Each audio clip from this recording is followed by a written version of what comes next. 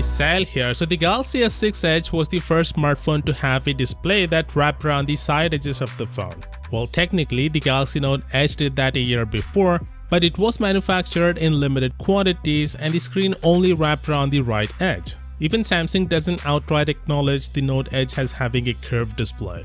Whichever Galaxy model you consider to be the first in this category, the fact remains that Samsung has been pushing the curved displays design for roughly half a decade. Visually, it's gorgeous to look and technically a pretty big achievement. Samsung even took advantage of the design with some genuinely handy software features. But this year, it's something else. The Galaxy S20 variants have a curve so small, the display is practically flat. Personally, I love curved displays and I was kind of worried that Samsung may be abandoning the curved display design philosophy on their flagships. But turns out they're not. YESSS has spilled some beans on Twitter about the Galaxy Note 20 Ultra, where he mentioned that the radius of curvature of the Note 20 Ultra's display isn't like the Galaxy S20, but rather is like the Galaxy Note 10 Plus. I have both the Note 10 Plus and S20 Ultra, and to be honest, every design element of the Note 10 Plus is miles better than the S20 Ultra. That also includes the curved edges. The Note 10 Plus looks premium primarily because of these steep curves and also because it doesn't have this abomination at the back.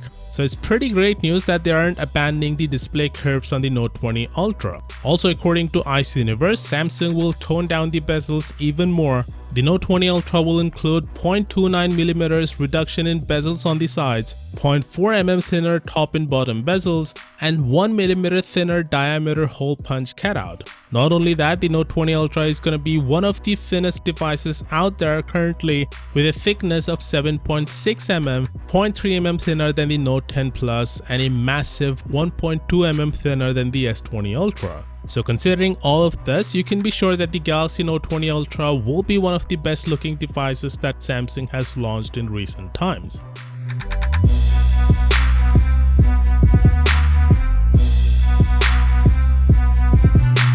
There's been plenty of chatter about the Galaxy Note 20 with the suggestion that it's going to be essentially the Galaxy S20 Ultra but with the inclusion of the S Pen. But recently we've discovered that is not true. The Note 20 Ultra will offer some substantial upgrades and today's information gives more credence to it. According to YESSS, the Galaxy Note 20 will be packing in an upgraded version of Qualcomm's 2020 hardware. YESSS revealed the specs of the Note 20 Ultra, where he said one of the highlights of the Note 20 Ultra would be the Snapdragon 865 Plus. In 2019, Qualcomm did have different versions of its core hardware with the Snapdragon 855 and 855 Plus, the latter a minor tweak on the platform for slightly better performance. It was introduced in the middle of the year, a sort of progression of the platform. And it seems the same is happening this year as well. Interestingly, Meizu's CMO recently commented on Weibo saying that there won't be a Snapdragon 865 Plus this year. But clearly that's not true according to the most renowned Samsung tipster.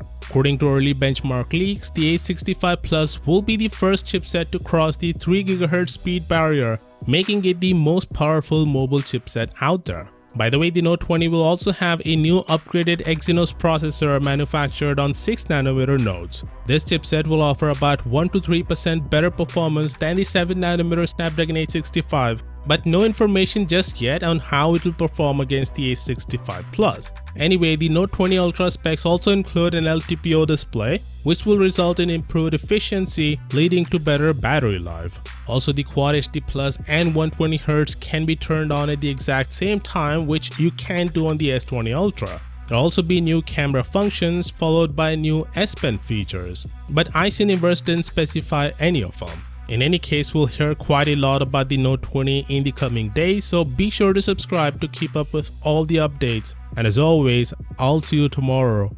Peace out.